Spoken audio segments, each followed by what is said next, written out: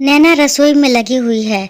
जितनी तेजी से वो काम कर सकती थी वो कर रही है, लेकिन दिमाग में 10 बातें घूम रही है। जब से मायके से भाई का फोन आया है, बस तब से नैना का मन घर के कामों में लग नहीं रहा। पर फिर भी फटाफट काम निपटाने में लगी है। क्या पता अम्मा जी को उस पर तरस आ जाए और वो उसे उसके मायके जाने दे। पति राघव से भी उम्मीद की थी कि वो अम्मा जी से बात करे, पर अम्मा जी के आगे उनकी चलती कहाँ है। अम्मा जी के आगे चलती किसी की भी नहीं है। जब उनके पति की ही नहीं चली तो बेटा तो दूर की बात है। पहले ससुर जी भी कपकपाते थे, अब उनके सुधारने के बाद बेटे की क्या बिसात। अम्मा जी में ना तब बदलाव आया था, ना अब बदलाव आया है। अब तो वो पहले से और ज़्यादा मुखर हो चुकी है। जो मुंह पर आता है वो बोलती है, चाहे सामने वाले को बुरा लगे, उससे उन्हें कोई लेना देना नहीं। उन्हें लगता है कि ये लोग उनकी सेवा भी सिर्फ मकान के लिए कर रहे हैं। अगर कोई उनके मुंह पर तारीफ कर दे कि आपके बेटे बहुत अच्छे हैं जो इतनी सेवा करते हैं, तो अम्मा जी मुंह पर जवाब देती हैं, अरे मेरी सेवा तो मेरा मकान करता है, वरना आजकल कौन सा बेटा बहू सेवा करते हैं। नैना और राघव का ही सुनकर दिमाग खराब हो जाता, लेकिन फिर सोचते कि माँ ही तो है, भला माँ से कैसी नाराज़गी। लेकिन आज सुबह नैना के छोटे भाई का फ़ोन आया कि उसकी माँ की तबीयत अचानक खराब हो गई है। माँ अभी हॉस्पिटल में है और नैना को ही याद कर रही है। राघव ने जब दोबारा फ़ोन करके पूछा तो नैना के पापा ने कहा, अभी स्थिति नियंत्रण में है, पर फिर भी आप नैना को भेज दीजिए। कुछ दिन रुक कर वो थोड़ा अपनी माँ को संभाल लेगी। राघव ने फटाफट जाकर अम्मा जी से पूछा, अम्मा नैना की माँ की तबीयत खराब है, वो हॉस्पिटल में है, तो मैं नैना को उसके मायके छोड़ आता हूँ। उसकी बात सुनकर अम्मा जी ने एक बार तो राघव को ऊपर से नीचे तक घूरा, फिर कहा, पूछ रहा है या बता रहा है। उनकी बात सुनते ही राघव सकपका गया, फिर खुद को संभालते हुए बोला, अम्मा पूछ रहा हूँ, आप कहें तो मैं नैना को उसके मायके छोड़ आऊँ।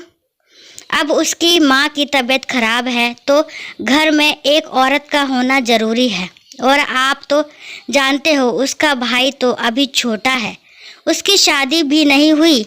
ऐसे में नैना सब कुछ संभाल लेगी। अच्छा, और अपने घर का क्या? यहाँ काम करने के लिए कौन से नौकर चाकर लगे हैं, बताएगा मुझे? अम्मा अभी भी राघव को घूरते हुए अपनी बात कहे जा रही थी, पर अम्मा ऐसे में नैना का वहाँ होना ज़रूरी है ना। राघव ने फिर एक बार कोशिश की, हाँ तो उसकी माँ के लिए मैं नौकरानी बन जाऊँ? कोई ज़रूरत नहीं है जाने की।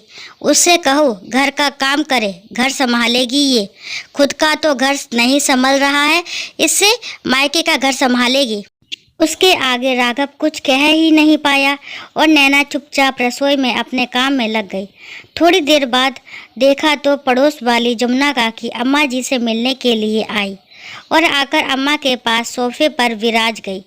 और भोजी जी क्या हो रहा है, आजकल तो नज़र ही नहीं आती हो, लगता है बहू से बहुत सेवा करवा रही हो। अरे काहे की सेवा, आजकल की कामचोर बहुओं से कोई सेवा होती है क्या? बस मायके जाने के लिए ना कह दो तो मुंह सूज जाता है। अरे क्या हो गया, नैना तो ऐसे है नहीं भोजी, वह तो आपकी बड़ी सेवा करे हैं। वो क्या मेरी सेवा करेगी? मेरी सेवा तो मेरा ये मकान करता है, इसी के लालच में करती है सब कुछ, वरना आज निकाल बाहर करे मुझे, अम्मा जी ने तुनकते हुए कहा। ये बात अंदर नैना को भी सुनाई दे रही थी। एक तो पहले से ही उसका दिमाग खराब हो रखा था, ऊपर से अम्मा जी की बात ने आग में घी का काम किया। नैना सीधे अपने कमरे में गई और जाकर सामान पैक करने लगी। थोड़ी देर बाद जब जमुना काकी अपने घर चली गई तो नैना अपने सामान के साथ बाहर आई। उसे देखते ही अम्मा जी उसे डांटते हुए बोली, कहाँ जा रही है तू? अभी सुबह तो मना किया था तुझे। अम्मा जी मैं अपनी माँ के पास जा रही हूँ, अपने मायके। मेरी माँ को, मेरे पापा को मेरी ज़रूरत है। मायके जाने से पहले याद रख, तू इस घर की बहू है। इस घर का काम कौन करेगा?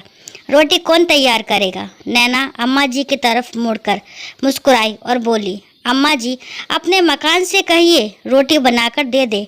वैसे भी आपकी सेवा हम नहीं, ये मकान करता है, तो अपने सारे काम इसी से करवा लीजिए। अम्मा जी ने गुस्से से राघव की तरफ देखा तो राघव ने नैना की तरफ देखा। राघव ने कुछ कहने से पहले ही नैना ने कहा, माफ़ करना, लेकिन मैं सिर्फ आपकी पत्नी ही नहीं, किसी की बेटी भी हूँ।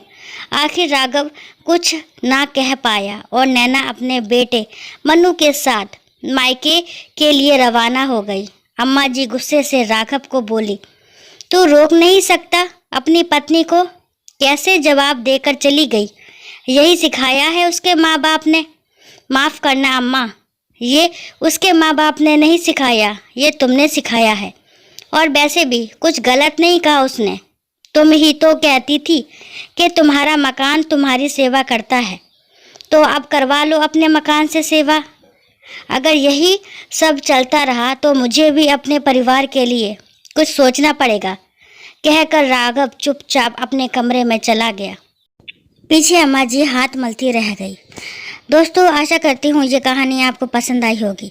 कहानी पसंद आती है तो प्लीज़ मेरे चैनल को लाइक, शेयर, सब्सक्राइब करना ना भूलें, और नए आए हो तो प्लीज़ मेरे चैनल को सब्सक्राइब करें बगैर ना जाएं।